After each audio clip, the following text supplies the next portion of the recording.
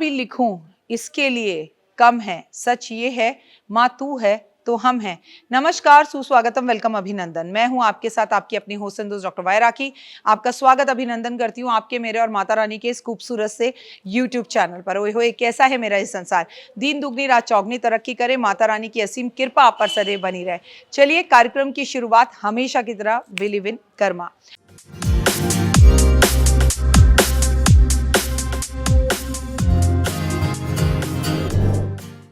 नवरात्रि शुरू हो रही है, विक्रम संवत शुरू हो रहा है 2082। ओए होए, और हम नवरात्रों में क्या करें क्या ना करें ये हमारे मन में बहुत रहता है। चलिए भाई, हम व्रत नहीं रखते, हमारे यहाँ ये नवरात्रे पूजे नहीं जाते हैं, जबकि मैं मानती हूँ कि ये नवरात्रे दिवाली पे रखे वाले नवरात्रों से ज़्यादा बड़े होते हैं, क्योंकि इसमें राम जी का जन्म हुआ, इसमें नववर्ष शुरू होता है, इसमें जौ बीचे जाते हैं। प्रकृति कुदरत की शुरुआत इसी नववर्ष से हुई थी, विक्रम संवत 2082 है। तो मैं आज आपको बताऊंगी कि अम्बा आने वाली है, सजा लो दरबार, माँ अम्बा आने वाली है, सजा लो दरबार, तन मन और जीवन हो जाएगा पावन, माँ के कदमों की आहट से गूंज उठेगा आंगन। तो आप भी अगर आप चाहते हैं कि आपके घर के अंदर बहुत ज्यादा माँ का आशीर्वाद रहे, तो सनातन धर्म में माँ दुर्गा शक्ति भक्ति का प्रतीक माना जाता है। और यकीन मानिए, जो माता के भक्त होते हैं ना, वो इमोशनल तो होते हैं, पर कभी भी किसी बड़ी परेशानी में वो फंसते नहीं हैं। अगर फंसे तो ये पवन पुत्र हनुमान उन्हें आकर निकाल लेते हैं। शक्ति की देवी माँ दुर्गा कई रूपों से उनकी पूजा की जाती है। विशेषकर माँ सबसे ज्यादा प्रिय जो माँ को है वो है नवरात्रे।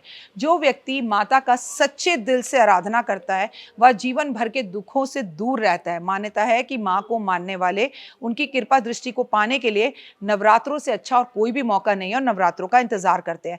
और नवरात्रे हर 6 महीने बाद आते हैं। जी हाँ दोस्तों, हिंदू धर्म में नवरात्रे 9 दिन का त्योहार है, और जिसमें माँ दुर्गा 9 रूपों की अलग अलग तरीके से पूजा अर्चना आराधना की जाती है। और जिस दिन माँ के 9 दिन तक उपवास रखे जाते हैं। और आपको बता दूं कि एक साल में 4 बार नवरात्रि पड़ती है। पहली नवरात्रि चैत्र मास को, दूसरी नवरात्रि आषाढ़ में, और तीसरी अश्विन में, और चौथा मास जो होता है माघ मास में आती है। लेकिन इस वीडियो में फिलहाल आपको जो मैं बताने वाली हूँ वो साल की शुरुआत चैत्र मास के महीने की नवरात्रि की जानकारी देने वाली हूँ। चैत्र मास की नवरात्रि 30 मार्च से शुरू हो रही है। ये पर्व शक्ति भक्ति और शुद्धता का प्रतीक है, और इस दौरान कुछ खास नियमों का पालन करना बेहद जरूरी माना जाता है। माना जाता है कि अगर इन नियमों का पालन नहीं किया जाए तो व्यक्ति माँ दुर्गा का आशीर्वाद प्राप्त ही नहीं कर सकता।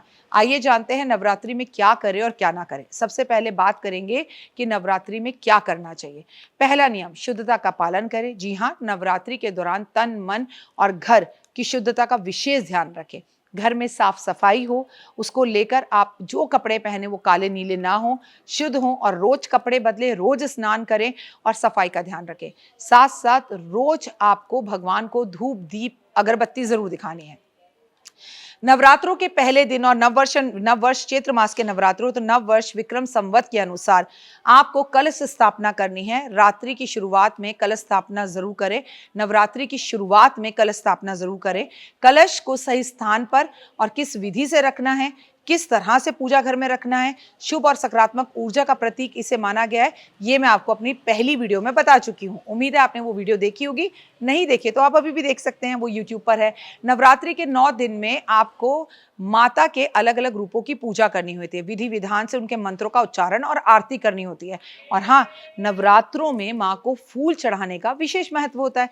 नवरात्रि में रोज कम से कम एक कन्या को शुद्ध भाव से भोजन जरूर करवाएं, और अष्टमी वाले दिन छोटी छोटी कन्याओं को, नौवीं वाले दिन छोटी छोटी कन्याओं को भोजन कराना चाहिए।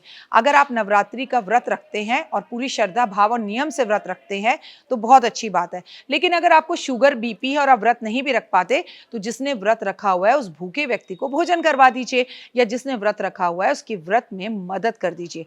पूजा के दौरान नियम रूप माने जाते हैं। अलग अलग देवी के अलग अलग मंत्र होते हैं जो आपको करने चाहिए, जिससे सकारात्मक ऊर्जा आती है। दान पुण्य करें। नवरात्रि में कहते हैं जितना भोजन आप करा सके कराएं, जितना भंडारा आप कर सके जरूर करें, तो आपका जीवन खूबसूरत होता है।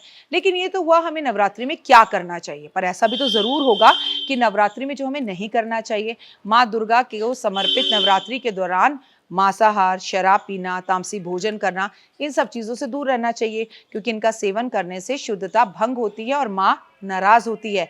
नवरात्रि के दौरान दूसरों को कटु वचन बोलने से, अपशब्द बोलने से बचना चाहिए। अरे मैं तो कहती हूँ हमेशा ही बोलने से बचना चाहिए, तभी सकारात्मकता बनी रहती है। नवरात्रों के दौरान माता की पूजा आपको कोई भी लापरवाही नहीं करनी चाहिए, आलस नहीं बरसना चाहिए और दूसरे के घर का भोजन खाने से बचना चाहिए। नवरात्रि के दौरान आपको क्रोध नहीं करना चाहिए, लालच, नकारात्मकता से बचना चाहिए, तभी आपके अंदर सकारात्मकता आती है और आपको सात्विक रहना चाहिए। नवरात्रि में आपको सुबह समय जल्दी उठकर भगवान की पूजा करनी चाहिए, फलाहार करना चाहिए, कम खाना चाहिए, कम बोलना चाहिए, कम सोना चाहिए। नवरात्रि के 9 दिनों में आपको बिस्तर पर सोने से बचना चाहिए, हो सके तो जमीन पर सोए। नवरात्रि में किसी भी महिला का अपमान बिल्कुल नहीं करना चाहिए। नहीं, नहीं, नहीं, नवरात्रि के बिना भी कभी भी किसी महिला का अपमान, बहन, पत्नी, कामवाली, आपके वर्कर्स, किसी का भी अपमान, सासू माँ, बहू, किसी का अपमान नहीं करना चाहिए, कभी भी नहीं करना चाहिए। लेकिन एक तरफ तो देवी दुर्गा की पूजा कर रहे हो और एक तरफ किसी का अपमान कर रहे हो, तो ये पूजा किसी काम की नहीं। नवरात्रि के दौरान बाल, नाखून काटने से बचना चाहिए। नवरात्रि में काले पीले वस्त्र धारण ना करें, देर तक ना सोएं, दिन में ना सोएं, कोशिश करें कि पॉजिटिव रहें, इत्र परफ्यूम जरूर लगाएं और आपको पशु पक्षियों की मदद करनी चाहिए, पेड़ पौधे नहीं काटने चाहिए, किसी बेजुबान जानवर को तंग नहीं करना चाहिए, गौशाला जरूर जाना चाहिए। नवरात्रि के टाइम पर आपको माँ को अलग अलग भोजन कराने चाहिए, घी के भोजन कराने चाहिए, घी ही खाना चाहिए, तेल खाने से बचना चाहिए, गुस्सा करने से बचना चाहिए और दुर्गा सप्तशती का पाठ जरूर करना चाहिए। नवरात्रों में अगर उपवास आप कर रहे हैं और पूरे 9 दिन नहीं रख पा रहे तो शुरू के 2 या आखिरी के 2 रखें। पहला एक व्रत रखकर फिर उसमें भोजन करके फिर आखिरी का एक व्रत रखना ये गलत है। तो उम्मीद करती हूँ कि नवरात्रों के नियमों का पालन आपको जरूर समझ में आ गया होगा। फिलहाल मुझे दीजिए इजाजत, लेकिन अभी तक अगर आपने मुझे लाइक, सब्सक्राइब, फॉलो नहीं किया है तो लाइक, सब्सक्राइब, फॉलो जरूर करें, अपना प्यार दें और कमेंट्स में ओए होए जय माता दी, जयकारा शेरा वालिदा बोल साचे दरबार की जय।